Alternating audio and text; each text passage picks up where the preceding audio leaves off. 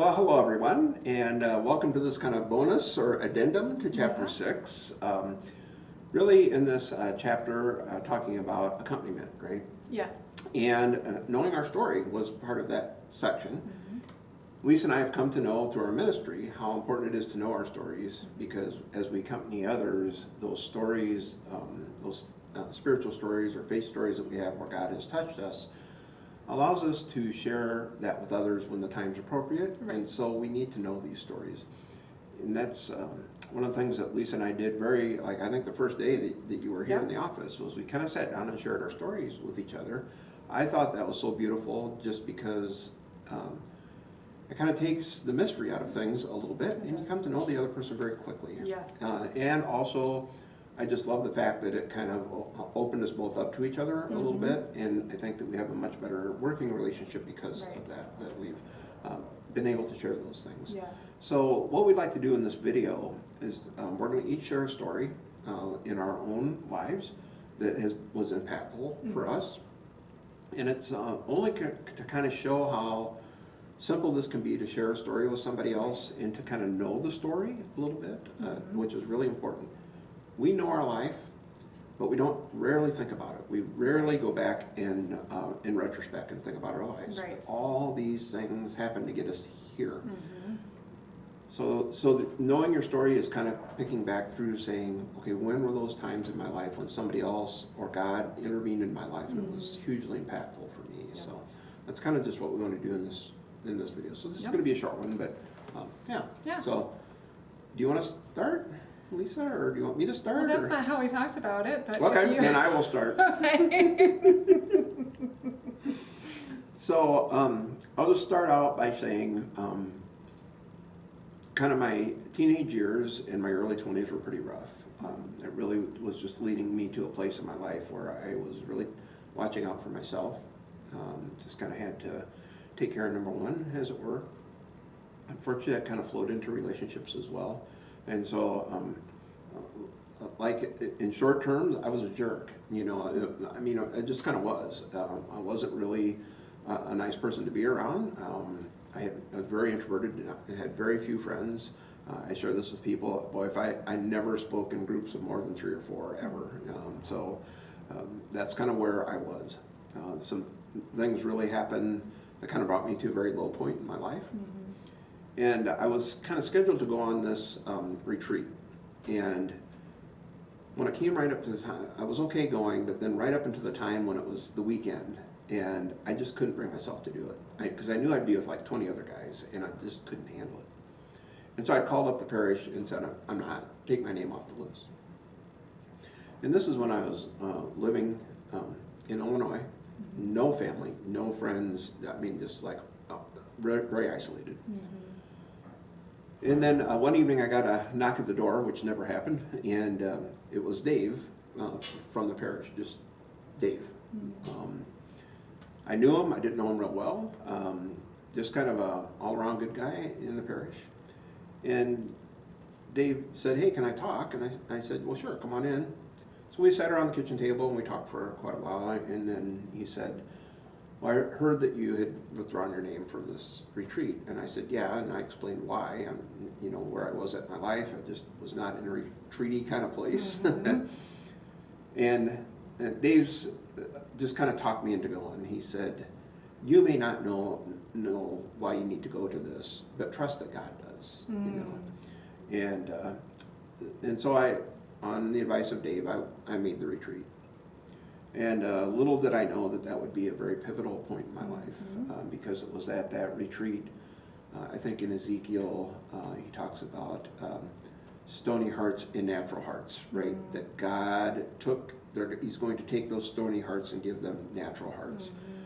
And I can't explain it any other way to say that's exactly what happened to me on that weekend, that there came a point where my hardness of heart, my stony heart became a natural heart, and it changed me from that point forward to the person that I have become. But I just think if Dave had not, he didn't come expecting for that to be a life-changing event for me. He did not have any outcome for me other than he came as a friend to say you should go to this, and it was just kind of that simple. And yet I think if Dave didn't take the time to do that, if he wouldn't have stepped out and invited me to that, where would I be right now? It's very unlikely I would be here. Highly unlikely I'd be a deacon, highly unlikely I'd be here. I mean, even highly unlikely I'd be married. You know, I mean, it's like that. Wow. That weekend had that kind of profound impact on my life. And it wasn't me, it was God. God just needed the space to work in me, and that retreat was that space. And Dave was the instrument, right? And so when I share that story with others, I share that for two reasons. Number one is don't ever be afraid to invite others, right? You don't need to have an agenda. You don't need to have an outcome. Right. But if you sense somebody could use some companionship or use to be part of a group, Right. don't be afraid to invite them. You never know what the change could be, right? And number two is to remind myself that God works in all kinds of wonderful ways, and for me to always kind of be open to that. And so now when others talk to me, I guess I'm more open to that than I had been before. Before I was very introverted, as you can tell. I not have that problem right now. That's not how I see you on Sunday mornings. Yeah, probably a little bit more the other way. Probably is probably when you just shut up, you know.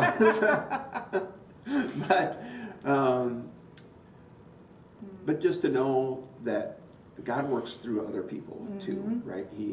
Other people are His messengers. Right. And so I need to be open to that. When people are talking to me, I always kind of listen. Is this the person? Is this Jesus talking to me? Is kind of how I approach it. Yeah. So that's just one of my spiritual or faith stories that I kind of have in my tool belt that I'm ready to share with others if they, if I think they could be beneficial in their life. Well, thank you. It's always good. I heard the story before, as you said, but it's always good to hear it again. I'm, hearing different parts of it than what I recall from the past. So it's always good to hear those stories. I thank you for sharing it. I thank you for sharing it, especially the first day of work, because I will say, as a leader, to make yourself vulnerable like that, I mean, to me, it was just a huge affirmation that I'd made the right move in coming here, because I knew this was a great example of, this is an example of servant leadership, right? To serve and to lead. And so I thank you for that. And I wanted to begin by underlining kind of where you ended. You mentioned something about one of the stories in your tool belt, and I think that's important for us to understand too. As we were even preparing for this video, we were like, which story are we going to share? And so while we're talking about knowing your story, and I've encountered this sometimes, people find one story and they think, okay, that's my story. But if you're living a life of discipleship, you're going to find that you're collecting stories as you go, and you're going to use these at times. You're going to feel called to use them at times. You're going to recognize this is a time where sometimes I don't have to share the story at all. The story's just there because I can now relate to what somebody else is sharing with me, because I've had a similar experience in my life. So this is another reason that it's important to know our stories. But as far as my story goes, the one I'm going to share today is actually also involves other people. And I think in the previous video I talked about moving to Utah and the radical hospitality of the new people I found out there, and these two friends of mine. And what I kind of didn't probably lead into with at that time is that was a time in my life. We actually, we were living here in Appleton, and we had been living here for 11 years. So we came from Iowa out of college, and we had made this our home, and I had no intention of leaving Appleton. But for 3 years, my husband, the company he worked for, had been traveling to Utah almost every week. And we had 2 young sons at the time, and I was expecting our daughter in the 3rd year of all of his traveling to Utah. And time again, he had asked me, would you consider moving to Utah? Would you consider moving to Utah? And I kept saying no until about, 3 years in, and I realized this isn't really the family I dreamed for myself. I didn't dream of this absent father all the time for our children. So I started kind of saying, okay, and this was a real leap of faith. Okay, God, if I'm gonna go, there better be something for me there. And I remember being terrified of 2 things. One, suddenly, for reasons I'm not sure I can even understand, well, I can, because I knew that the culture of faith there was going to be very different than any culture of faith that I'd experienced. And I knew that just from my husband traveling so much. I knew that the LDS community or Mormon community was really, really all throughout the community there. I mean, it's just a way of life, and there was a lot of beauty to that. But I also knew that I did not know my faith very well at all. And I thought, if these people go from door to door where I live in Iowa and Wisconsin, they're going to definitely be beating on my door in Utah. I was sure of it. And they'd probably have me converted within 6 days because I didn't know enough to defend my faith, And so I had this real desire, like, okay, if I'm going to go, I at least need to get connected with the church, because that will save me, is what I was thinking. Like, something's going to have to change here. So before we moved, I made the first call out to the church, and got the kids, involved there. But there was not even a Catholic school. There was one Catholic church in a county that's twice the size of Brown County. Many people drove for an hour just to get to church on Sunday. We were fortunate enough to be about 15 or 20 minutes away from the Catholic church that was in the county. And I remember I enrolled my son, who was just going into first grade. But I knew the next year was First Sacraments. And I remember getting the first letter home from his catechist that said, and it was almost like it jumped off the page at me, it said, "You are your child's primary faith formation teacher." And there's a part of us, I think, always knows that, but the reality of that just really hit me. Because I've shared this, I think, before, but not everybody necessarily knows this, that my husband is not Catholic. He was born and raised mainstream Protestant, and he's a good devout Christian, but he's not Catholic. And so to raise your kids in the faith means the person who is of faith needs to raise them in the faith, especially for sacraments and things like that. So this was all kind of coming at me at once in a place where I was living, where the resources for your faith were quite small and quite surrounded by lots of other challenges. And so I remember reading that line, "You are your child's primary faith formation teacher," and thinking to myself, well, that's just great. Who is going to teach me? I just remember I asked that question to nobody in particular. It just went through my head. And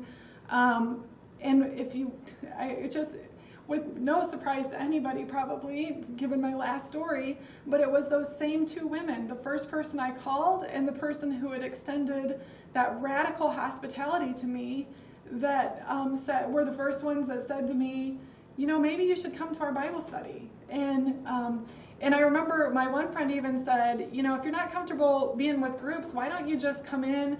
We can hang out sometimes. Would you mind decorating my bulletin boards? It was just sort of this getting into this comfort level with being at the church for reasons other than being at Mass, And so it was slowly, but I will tell you, it probably sounds like these women had such an impact on my life.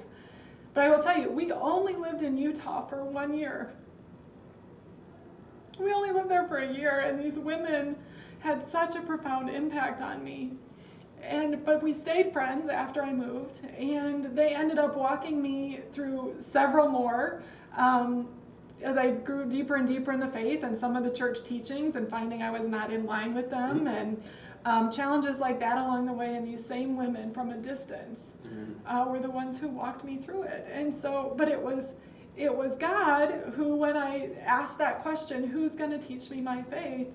God, I really believe God knew these two women. This is why you came to Utah. Because I don't think if I had stayed in a community that was where I could pick my church and I could, go, I'm at this one, and now I don't like what the priest just said, so I'll go over to this one. I don't think if I had that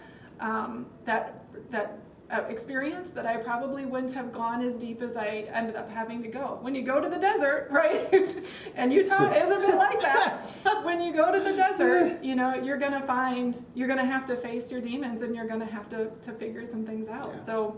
So that was one of the most profound ways God first showed up in my life, in a way that I was finally able to recognize him working. Yeah, and I think too that that what you reminded me of in part of your story was, you know, you just kind of asking the question, right? That to nobody in particular, Right. just like who's going to teach me, and you know, that's kind of a part of that. My story as well was I was just like where I have no place else to go, yeah, you know. So I think really God can find us in those desert moments Right. that, you know, we kind of feel like we're hanging out there on our own, and yet He's always there, setting a stage, I guess, a lot of times. So Yeah. yeah. So thank you for sharing your story with us, Lisa. Yeah. That's awesome. You're probably never going to get a story from me without also getting a little bit of emotion. So we could have done several takes, but they would have all ended up the same. So that's just But part that's of it. okay. Yeah. So that's, I mean, the emotion part of it, that's Yeah. going to happen. It is. It means it's meaningful, right? It is. It's genuine. Yep. So It thank is. you.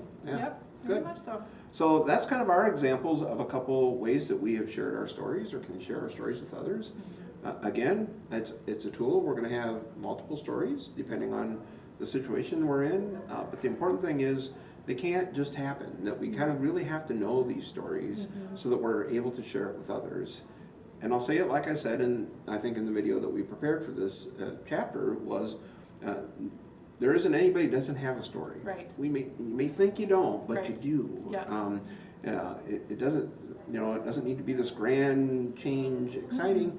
But you know what? There's a grandparent that influenced you. There is a friend that influenced you, or a parent, or a teacher, or a priest, or a religious sister that has influenced you in some way that that really helped shape your story. Yeah. So they're always out there. So Yeah. all right. Very good. So hope you enjoy this little addendum to chapter 6, Yep. and back to your group.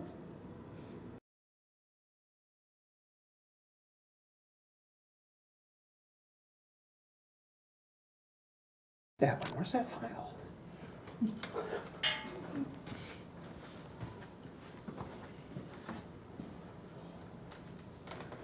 Now, and you think you want this to be there at the end? Like after they've, Discussed, and okay. I think so. We're just gonna have them watch it before they go home? Or should we? What are you thinking that for? Well, or should we do it? I think we need to do it before discussion Okay. because there's a chance that might inspire them to, That's you true. know, I saw this in my, you know, That's true. and they can actually get, without really, you know, without the paperwork kind of process of it, they can, might just inspire them to share just from our sharing. Yeah. So this is a surprise bonus footage. Bonus footage. An addendum to chapter 6. This is chapter 6, we said, right? It is. Okay. All right. Okay. And so, I mean, I'll just start it out, You're gonna start it? if you don't mind. No? Okay. Go ahead. No, we don't have the book. Is that okay? That's okay. It's not a chapter. It's not, so Okay.